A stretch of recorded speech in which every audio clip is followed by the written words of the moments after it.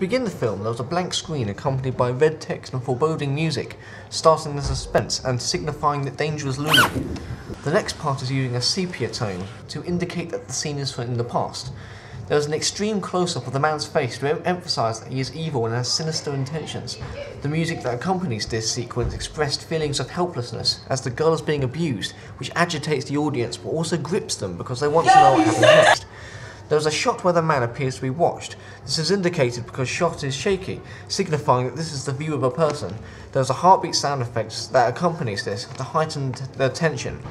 When the man talks to his colleague, there is a medium shot and the music stops so the audience focuses on the exchanging conversation instead of the technical effects. The absence of music and heartbeat sound also give the audience a false sense of security because of the lack of tension. But then there was heartbeat again, reintroducing the tension before he has a bag put over his face.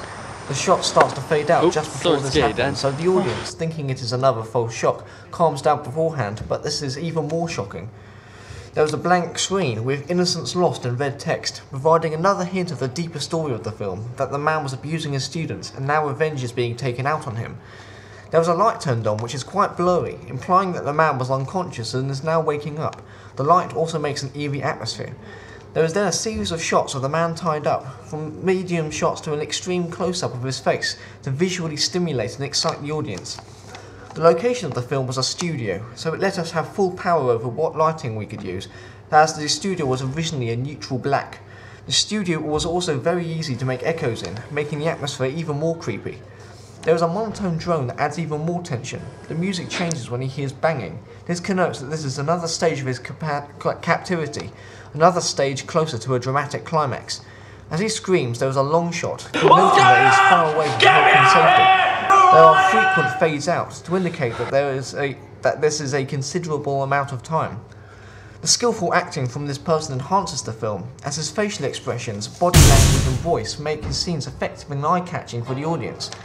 There is extensive footage of the man's plight as he attempts to free himself and looks upset, so the audience creates a connection and, despite his evil past, emphasises with him, making his impending gruesome fate even more shocking.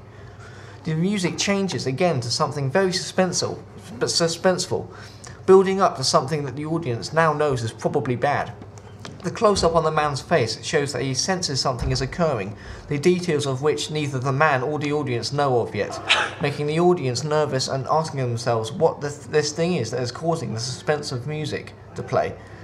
The music then abruptly fades out, giving the audience a false sense of security again, before a shot of the antagonist with a meat cleaver and a banging sound effect. This shocks the audience and makes them jump, satisfying their needs, because according to the questionnaire I used, slasher film fans enjoy being scared. There is then a worm's eye view of the antagonist's face, covered by a mask, accompanied by a high-pitched sound effect and a bright background lighting, allowing the audience that also heightens their senses because of the array of colours and sounds at that moment, and also making them realise that there is something evil and mysterious. The mask worn by the antagonist represents the mystery surrounding this character. This makes the audience want to know more about this character, thus making him want to watch the rest of the film. A shot of him dropping the mask on the floor that then follows, before the final shot in which the antagonist strikes the man with the meat cleaver. There is another music change to a dark drone, and the screen fades into red just as the man is struck, connoting that blood has been spilt and he has been killed. It also leaves the finer details of his death to the audience's imagination, keeping them glued to the screen. There is a role reversal in this film, with a teacher, a figure of authority, being at the mercy of a student. This breaks the stereotype of teachers being in power, challenging media conventions and making a film more interesting for the audience, seeing a figure of authority completely helpless. A popular stereotype in slasher films is that women are the victims. In my film, the rule is broken, with a man being the victim, making it unusual and interesting for the audience. The intended audience of my film is young people. The cast is young and the film is partly set in a school, so young people can relate to them because they are the same age and go to school, so they can imagine themselves actually being in the film. Suspense and violent themes also appeal to young people.